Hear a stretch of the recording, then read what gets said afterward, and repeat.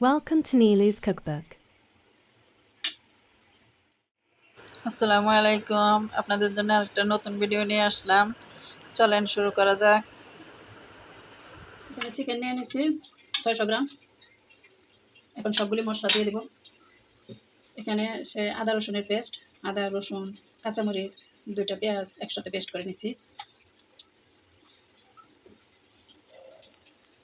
তারপরে এখানে সব ধরনের মশলা আছে, লবণ, হলুদ, মরিচ, ধনিয়ার গুঁড়া, জিরার গুঁড়া আর গরম মশলার পাউডার সব একসাথে দিয়ে দিলাম। এখন সব ভালো করে মিক্স করে নেব।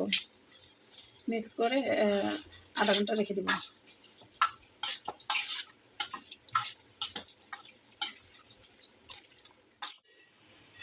এখন তেলটা দিয়ে দিলাম। রান্না এখানে পেঁয়াজ কুচি আছে, 3টা এলাচি, সামান্য দারচিনি, 2টা তেজপাতা। মশলাগুলি কম কম করে দিলাম, কারণ যেহেতু সবজি দিয়ে রান্না করবো মিষ্টি কুমড়া দিয়ে, এই জন্য বেশি এলাচি দারচিনি এগুলো দেওয়া পছন্দ করি না। পেঁয়াজটা একটু নরম হয়ে আসছে, এখন আমি চিকেনগুলি দিয়ে দেবো।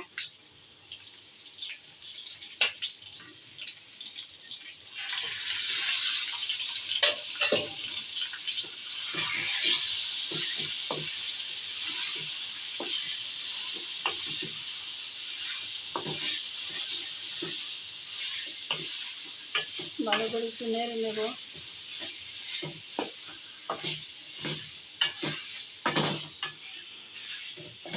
এখন আমি যে চিকেন মাখাইছিলাম এই পাত্রটা দিয়ে একটু পানি দিয়ে দিচ্ছি।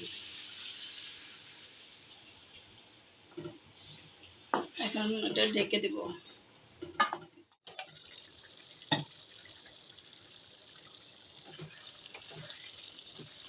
চিকেনগুলো কষানো হয়ে গেছে, আমি আবার মাঝখানটা 2-1 বার নাড়াচাড়া করে দিচ্ছি, হয়তো লেগে যাওয়ার সম্ভাবনা থাকে। এখন আমি মিষ্টি কুমড়াগুলি দিয়ে দেবো। মিষ্টি কুমড়ার পরিমাণটা কম বেশি দেওয়া যেতে পারে, কোনো অসুবিধা নেই, ইচ্ছা মতো। এখন আর একটু নেড়ে দেবো। এখন আবার ডেকে দিচ্ছি।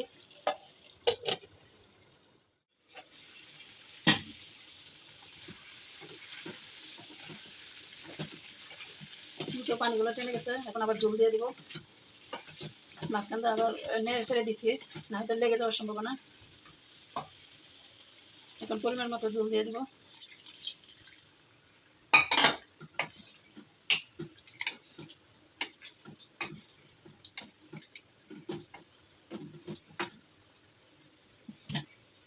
আবার ডেকে ঢাকনা তুলে নিলাম। এই তো হয়ে গেছে, এরকম মাখা মাখা জলেই থাকবে। ঠান্ডা হয়ে গেলে আবার টেনে নেবে আর একটু জল, যেহেতু এরকমই থাকবে। এখন চুলাটা বন্ধ করে দিব।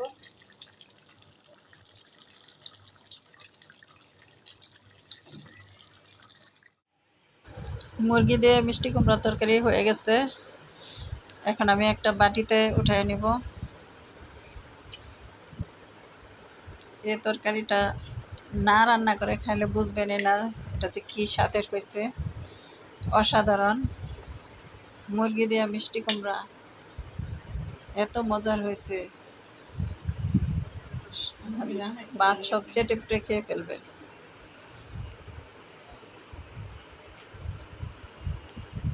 ভিডিওটা ভালো লাগলে অবশ্যই শেয়ার করে দিবেন।